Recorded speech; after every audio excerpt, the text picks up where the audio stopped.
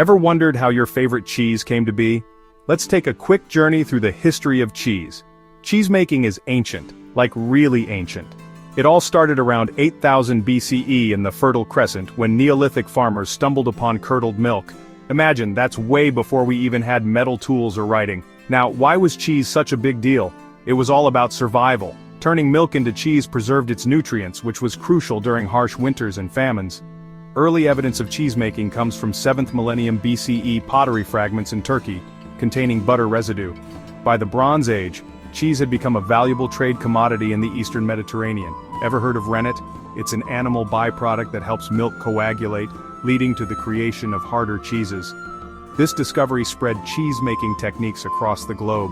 Different regions developed their unique methods. Mongolians used yak milk, Egyptians used goat milk, and South Asians used lemon juice, vinegar, or yogurt for coagulation. In ancient Greece and Rome, cheese was a staple. The Greeks made feta and other hard cheeses, while the Romans had pecorino romano, which was essential for their soldiers. Fast forward to medieval Europe, and monasteries were refining the art of cheesemaking, giving us classics like Parmesan, Roquefort, Munster, and Swiss cheeses. Today, cheese production is a massive global industry, churning out about 22 billion kilograms annually. So next time you savor a slice of cheese, remember, you're tasting a piece of history.